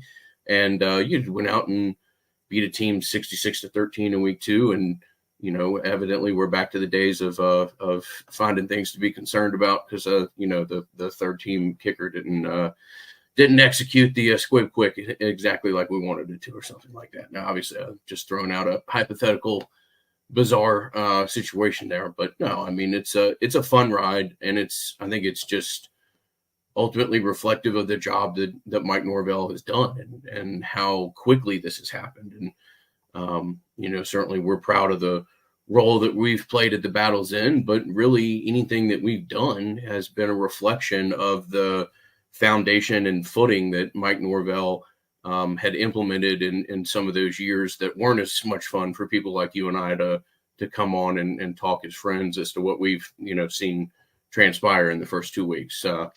You don't have to go back too far to find a rather disappointing week two in this program's history. So that's for sure. And Ingram, you touched on something that I want to ask you about. I find it fascinating. In your role with the Battle's End as CEO, you've had the opportunity. It's required of you really to kind of get to know these kids and build a rapport and build relationships. Obviously, it's a different world that we're dealing with now, and there are opportunities for student athletes in a way that there never has been, which is awesome.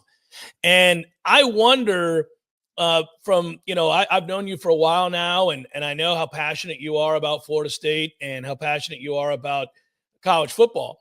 And I kind of wonder, in this role, is it even more satisfying? Some people might think it's more stressful, but I wonder if is it even more satisfying because you know what a lot of these kids have gone through to get to where they are, to have opportunities like we see in the modern game and what's happened with the Battle's End. It seems to me it would be even more satisfying.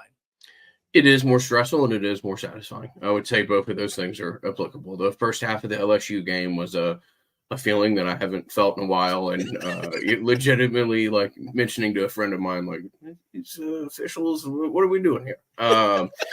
But no, it is more satisfying. And like, to use an example, you and I have been at practice and we talked about like Darian Williamson, the player, and what that guy can be if he's injury free. But man, I wish everybody in this fan base had 10 minutes to meet the person. Like, Darian is an exceptional guy who I've loved to get to know. Like Jarian Jones, very similar example. Jarian has a bright future doing something based off, selling and relationship building in the future after his football career is over. It's a really dynamic kid who, again, I wish more people could have 10 minutes to talk to. So getting to know these kids and to their families at a deeper level has absolutely made this more satisfying. And it's made it more, also made, speaking from the Battle's End perspective, has made it more satisfying because you're getting to work with some really great people. And again, I'm always going to circle back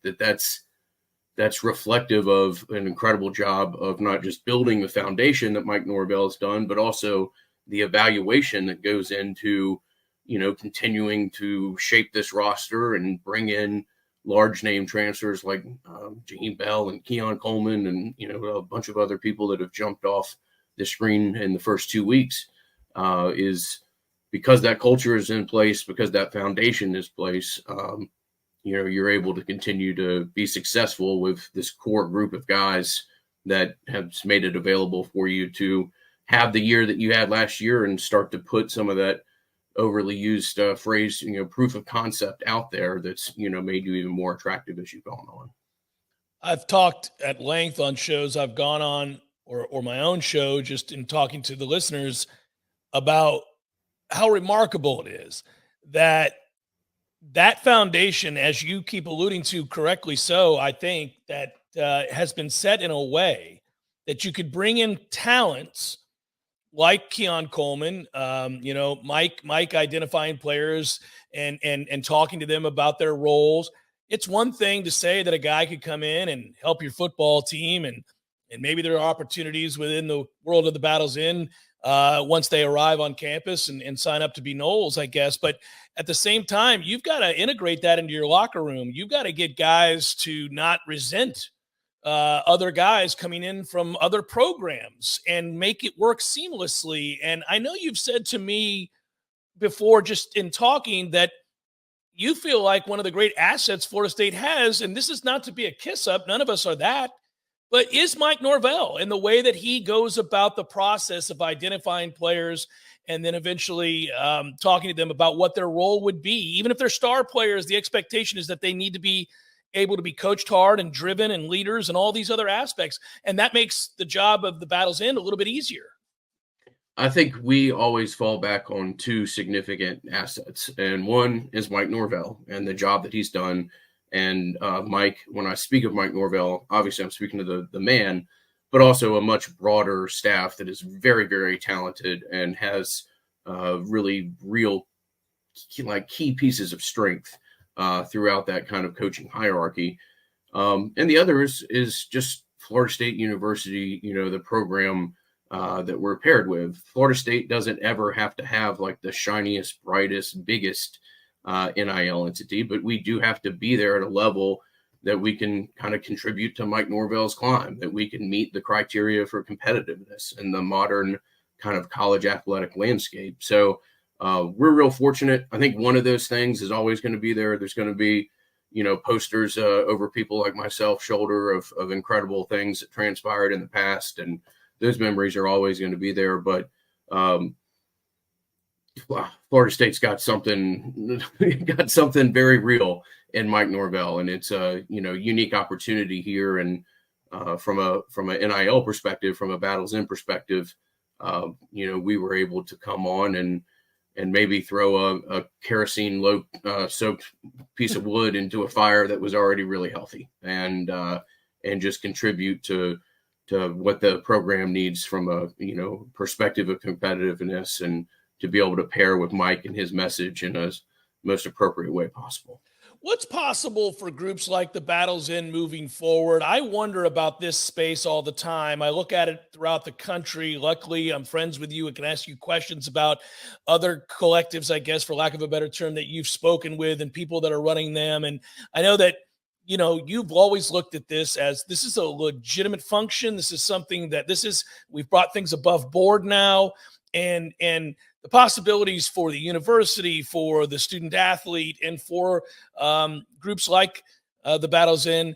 And I'm not talking about profitability and things like that. I'm talking about like where we can take college football. And I'm kind of curious also off the field, like would the Battles Inn, here's a direct question. Would the Battles Inn ever be involved in some ways or would they be allowed to be involved in ways of helping the game day experience? I for example, it comes up all the time to me, Ingram. This is why I'm asking. I'm specifically, along with anybody else who's in the media that kind of is lucky enough to work in this realm, I have fans approach me all the time about, well, hey, listen, I wish this were better. I wish this was better. Everybody wants better. They also praise a lot of things that are going on. I thought the game day experience was better this time around than it was a year ago, at least in terms of getting through the gate. Do you guys ever foresee yourselves involved in something like that? There might be something like that. I would say the most direct involvement we would have like that is just continuing to allow the sports that we pair with to be as competitive as possible. And that's going to continue to bring people into the space. Like I know you and I have shared, ticketing concerns and that process. And that again, I know I didn't go and visit every gate, but that sounds like it was a much better process that was put in place. And, I think the best thing that we can do is to go about retaining the players that this fan base has a deep emotional investment in, and putting out content that allows them to connect with them at a deeper level, and therefore makes it more likely that they're going to go to a game, and I think that's our part. And as people fill that stadium up more and more at a higher level of consistency, then maybe people far, far above my head feel comfortable making the investment necessary in things to streamline the game day experience as far as delays, whether it be concession tickets, whatever, and invest in other things. Now the stadium, and this has nothing to do with the Battle's End, but the stadium's going to be going through a dramatic transformation over the next 2 years. And that will be both a process of excitement and also of patience, because that's just from, you see that thing play out in other sports and see that play out in soccer stadiums in Europe. And, sometimes a team plays with a 60% capacity or something like that. So that can be a little bit of a tough transition period. I'm not suggesting that's what's going to happen at Florida State, but patience will be needed there. But again, if we're able to retain the Tatum Bethunes and Josh Farmers of the world and people like that, then, maybe it's a little easier to put up with progress as you go through an experience like that from a facility upgrade. I can certainly attest to that. As a student, I used to walk from Diffenbaugh over to my buddy Steven's place, because he is a graduate of the FSU Film School. And when we were in school, because I'm old, Ingram, we watched the erector set turn into what this is now, which is a facade that is second to none in college football. I watched brick by brick that being built, as I watched from 91, 92, 93, 94, this whole transformation take place. And it does take patience. But man, is it fun, because year in and year out, you begin to see the shifts towards a positive change, and hopefully enthusiasm follows for the product. And if you're winning, that's easier to do. That is easier to do. Absolutely. There's a lot more patience there. And so that'll just be interesting. Look, there's a ton of different projects going on right now over in that part of the Florida State world, and between the stadium and the football only facility that is on track. I do believe it's going to be a period of transition. Absolutely. Final thing I got to ask you real quick, Ingram. We've got a lot of football to be played. It should be exciting. This is a great roster. You alluded to it. Roster retention was a big part of what the Battle's End worked on in the offseason. And man, does it pay off as you look out on that field and you see a lot of kids contributing. How does the Battle's End? I get this question a lot. How do you decide, if that's the right phrasing, how do you decide who gets a deal with the Battle's End? Not to compare it to professional football, but I'm going to compare it to professional football. When you hear about a new player getting a contract in the league, we're like, oh, that team's investing in them. I think our fan base does that now. They go, oh, the Battle's End, and look, Williamson. Oh, look at this. They must see something in him. That's what happens with our fan base now. So take us real quick, if you could, if it's easy. How does this work? How does that happen? Yeah, that's a great question, Jeff. One thing I will tell you is, like, for example, we've been working with Darian Williamson for a couple months now. We still probably have 15 kids that we haven't made a formal announcement of, and we've got those in queue. So it's not necessarily like game on Saturday, announcement on Tuesday or something like that. It looked like it, though, didn't it? It does look like it. I agree. So that's why I say that out there, and I've enjoyed the time that I've gotten to know Darian, and it's been more than 2 days. I'll put it that way. In part, and I don't mean to be shameless here, in part, the opportunities that we have are reflective of how many members we have. And as we continue to grow and build up our level of support. So I will, ask your audience to give consideration to joining the Battle's End, and to, judge us by the the work that we've done and what we have plans on doing. It is, and you kind of referenced this like a question or two ago. It's not it's not global finance, but there is more to it than just like, hey, this, whatever level of production or what you think might come from a kid. We hired last week. We hired a guy by the name of Max Moody, and I don't know that name will resonate with a ton of your listeners, although he is a Tallahassee guy, Florida State graduate. But we hired him from Deloitte. He was a mergers and acquisitions senior consultant. That's more reflective of the type of people that are in this space. And, we're going to continue to try to approach this professional level and associate the really high level people that we've done in the levels of law and accounting, and with Max, with some of the interior structure of the business. And we're very proud, and not to shamelessly plug again, but I believe we were labeled perhaps the top functioning collective in the country over the last 6 months in that article. So we're going to keep trying to push the space here and find out how we can best live in it. And with that, Jeff, our evaluation process of how many kids we can be involved in and who we can be involved in is going to change as well. But currently think we have contracts with, or we have athletes under contract somewhere around 55 football players right now. Nice. So there's a lot out there, and it's reflective of podcasts like yourselves and YouTube shows, and you can just look and see the size of this audience. It is as large as almost any in collegiate athletics, and we're very fortunate to be able to go out and find marketing opportunities for our guys. And I know I didn't probably exactly answer your question, but it's a fluid process. This space has changed a lot over time, and it's going to continue to evolve. And we'll do our best to stay in the saddle and ride the evolution. Loud and clear. Go to thebattlesinn.com and sign up today so that we can continue to watch outstanding football be played at a renovated stadium in Doak Campbell and Bobby Bowden Field, right? Is that That sounds like a great next couple of years, Jeff. Absolutely. Get the 3/4 zip. Hey, listen, Ingram wants you to join. That's fine. You join. Get the 3/4 zip. It's sweet. That thing is the best thing on the market. I'm not even kidding. Something that we're very proud of. Absolutely. And I can't remember exactly the factory we got it, but I assure you that other things that come out of that factory are far more expensive and aren't nearly as handsome on game day. So give the quarter zip a consideration as well. Yeah, I love it. Hey, brother, good to talk to you. Thanks for the candor, frankly, and appreciate talking with you. I'll talk with you throughout the season. Great catching up, Jeff. Talk soon. Love the show. Thanks, bud. Ingram Smith, CEO of The Battles Inn, thebattlesinn.com. Go sign up today. Jeff Cameron Show continues in a moment. 93.3 Real Talk Radio, Warchant TV.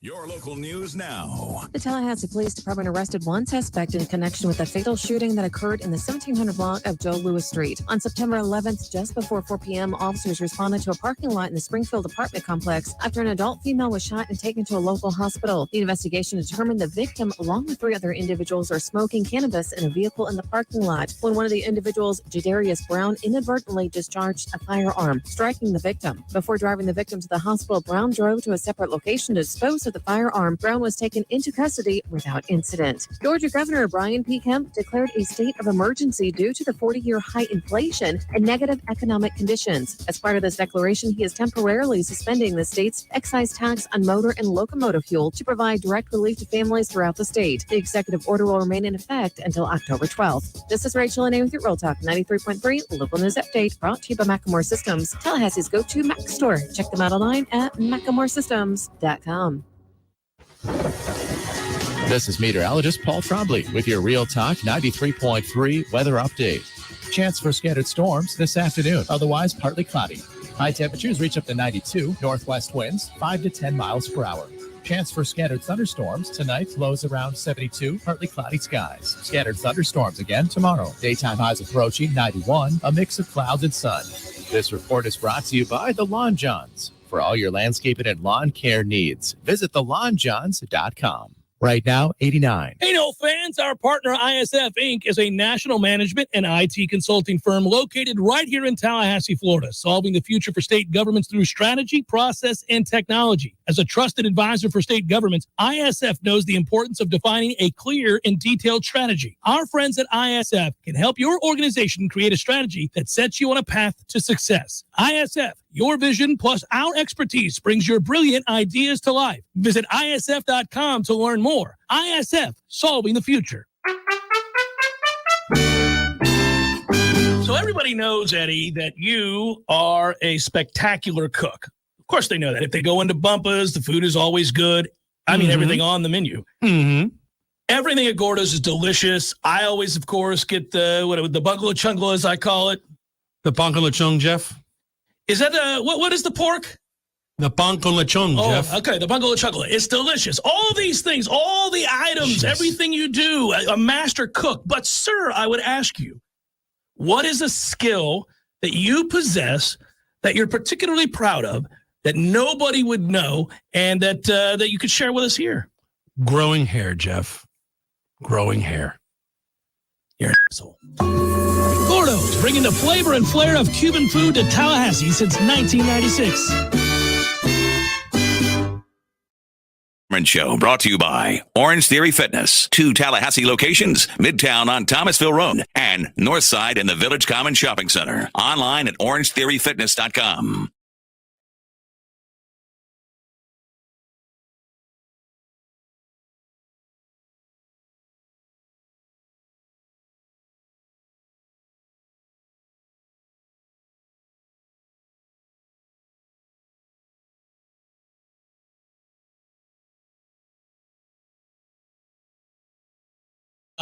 Our thanks to Ingram Smith, CEO, Battles In. Always good to catch up with Ingram. We saw him for 4 seconds on Saturday. Yeah.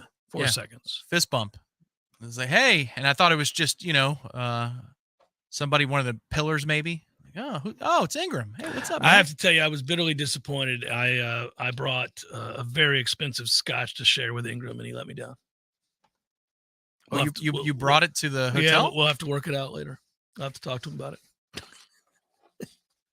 Why was I not informed? We could have had a post game. You were busy. You were busy. You didn't. I didn't think you looked interested in the post game scotch. I was busy. Okay. Hey, it wasn't a time to willy nilly have that scotch. You better sit down. I'm and not the enjoy. ACC with leather plans. I do have the. We'll drink that scotch on another day, like after the Clemson game. I've got the Lagavulin Distillers edition, so let's rotate. Let's have a rotation of what we're sipping on after the pregame shows. I'm in. What would we drink after a big win on the road against Clemson?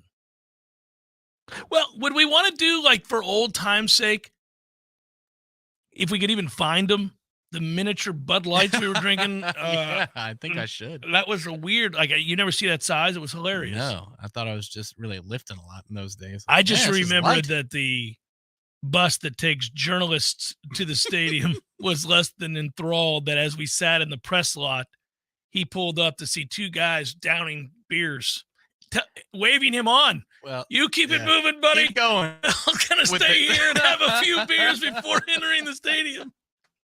1970s reporters would have been so proud of us. I should have lit a cigarette. I don't smoke, but I should have lit a cigarette and just been like, no, we're good. Yeah. Keep it moving, buddy. Or you should have hopped in just to go to the bathroom and say, hang on a minute. Take me back. Take me back. Well, at that time, there was all-out war between us and Clemson Sports Information and Clemson Media Relations people. Yeah, correct. That is fair.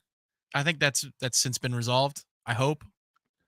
Ian, you are correct. It is always served neat. You don't have to watch. You don't have to worry about that. What's he talking about? Scotch on the rocks? Get out of here. We don't do scotch on the rocks. A dram at most. At most. Some would tell you a dram is necessary. I don't believe it is, but I get it. It helps the flavor profile. No, aromatic profile. Yeah. Don't worry about it. We got it, Ingram. And I feel good about what we're doing there. And we got it. What are we doing here? Did I miss out? One today from Lewis. Hey, Lewis, Jeff, thanks for letting me know I'm not a sick human being. When Rodgers went down, you can literally hear Jets fans screaming, "Oh no," laugh my ass off. Yeah, thank you, Lewis. I laughed too. I did. I've already explained myself in this, and I'm not apologizing. I don't feel bad about laughing. I cracked up. I giggled a little bit the next morning when I woke up.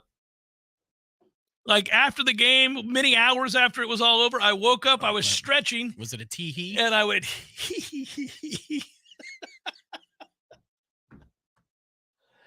I thought it was funny. My buddy who could always make me laugh when he got going. You know, that person. Mm-hmm. It's not necessarily the guy you want in the comedy club, but he would hiss laugh. And he couldn't stop. You're like, what are you doing? Gino. Oh, we got time for probables? I think we do. We do. A few more people to thank from Monday, though, real quick. Yeah. Did you throw them up there? I texted them. You texted them to me. That's okay.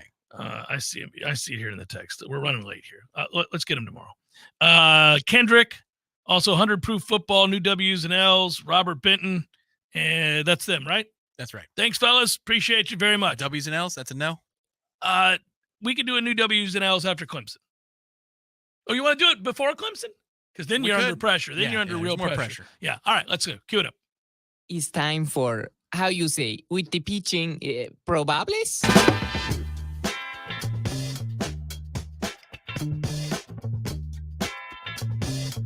Want to thank our friends at Power Mill Training Academy. Check them out, powermillsports.com. And away we go. Rays, Twins, 4-4, 6th inning. Taj Bradley, Dallas Keuchel. We got Cubs, Rockies, Jamison Ty and Ty Blanche. Nothing. They're warming up.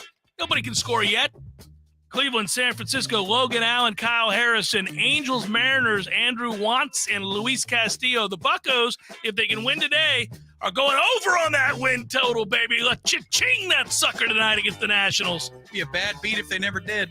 Jackson, Rutledge, and Colin Selby. We got the Cardinals and the Orioles. Drew Rahm, Kyle Gibson, Reds, Tigers, Connor Phillips, Eduardo Rodriguez. Braves, Phillies. Great game last night. Spencer Strider, Christopher Sanchez. Rangers, Blue Jays, Jordan Montgomery. D-backs, Mets, Zach Gallen, Joey Lucchese. Yay. Athletics, Astros. Time's running out. Paul Blackburn. There's other baseball games. I ain't getting to them. Peace, everybody. Be good. We're probable for 7 p.m. Tonight, 7 o'clock. I'll talk to you then, Tommy.